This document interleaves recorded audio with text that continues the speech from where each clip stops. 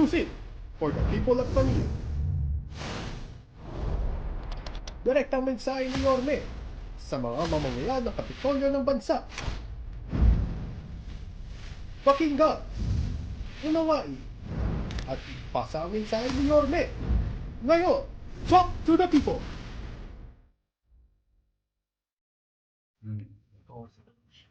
Okay.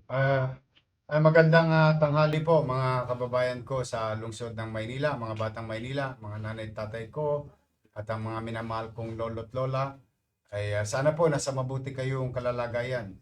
Kami po ay may update sa inyo sapagkat may isa pong concerned citizen na nakuha na ng video at for so long, tahimik po yung Arten, no? Simula nung naupo tayo, talaga pong pinangako natin yan sa tao na pagtitinuin natin yung Arten Avenue na yan o Boulevard, no? Sa matagal na panahon, yan po yung nananamlay na sa mga krimen nangyayari. Ngunit kaninang madaling araw, meron pong isang insidente at ipinagpapasalamat ko sa malakas na loob ng isang netizen na nabidyohan.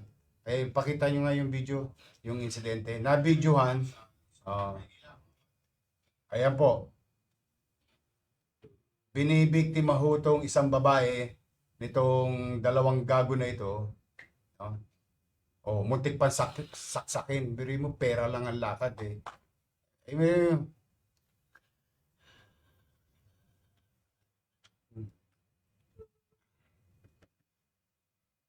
Doon sa sa netizen na nag-post, maraming salamat sa iyo. At dahil po diyan nandito po yung biktima, no?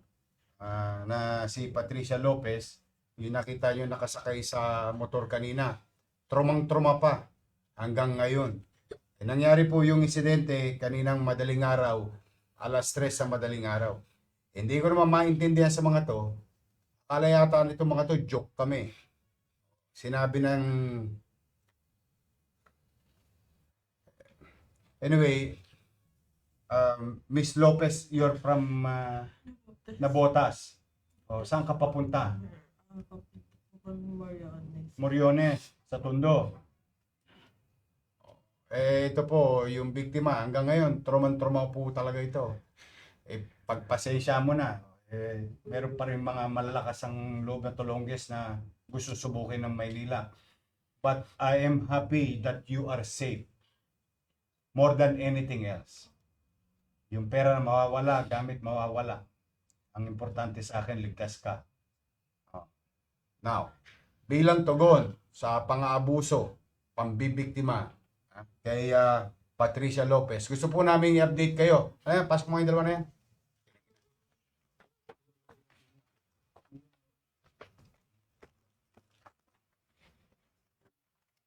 Sino yung sasaksak sa'yo? Ito ba? Sino? Ito? Yung uundayan ka pa ng saksak? Kilala mo itong dalawang to? Yan yung nakita mo. Narinig ko rin po yung boses nila kanina. Sino po yun? Sila yun. Anong mga nakuha sa'yo? Yung cellphone ko po. Tapos yung pera hindi ko po pambayad ng bills. Asan yung pera?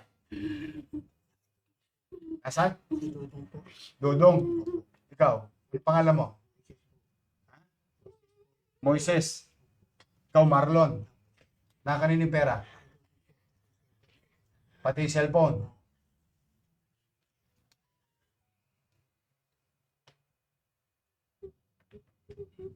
Ayun, ayun. Huwag ka ng ina nyo.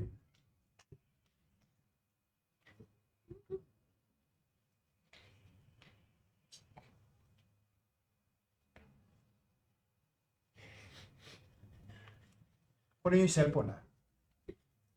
Dito na sa operatiba natin, kinuha yung mga water ko sa cellphone sa pinag-pipit. Ba't sino si Dudong? Ha? Tangina mo. Sinungaling kami lahat ngayon. Ha? Siya ba yung nasa video?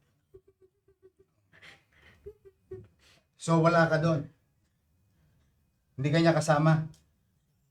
O, anong ginasabi mong siya talagang tumira?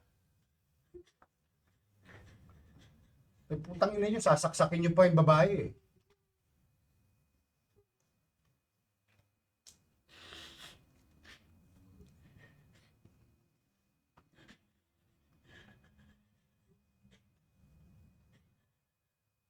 Panginig kayo ng laman eh.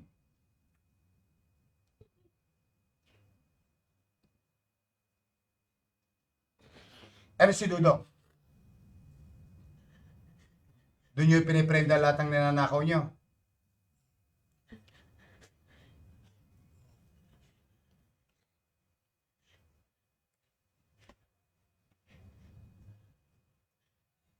Na medical na to mga to.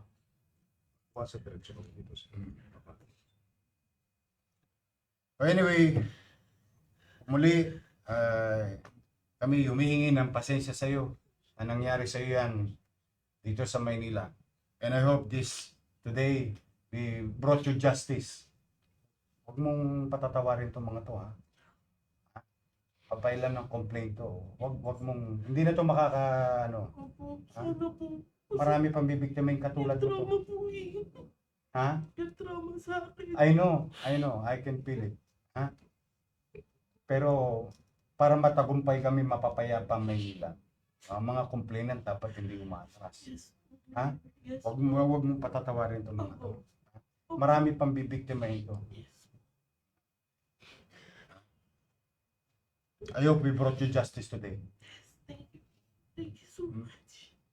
Maraming salamat, Station 1 at Don Bosco PCP. Ito yung mga pulis natin, operatiba natin. In less than a few hours, na-resolve itong kasong to. Again, ako'y taus-pusong nagpapasalamat sa ating mga netizen for being vigilant in participating also in our fight against criminalities in the city of Manila. Kayo'y malalakas ang loob na videoan itong mga tolongges na to, mga kriminal na to, at napapadali para sa amin ang gampanan ng aming tungkulin dahil sa inyo. Huwag ko kayo mag-aalala lagi, itatago namin lagi ang pangalan ninyo, kayo po proteksyonan namin sa mga bagay na ibinibigay nyo sa aming impormasyon.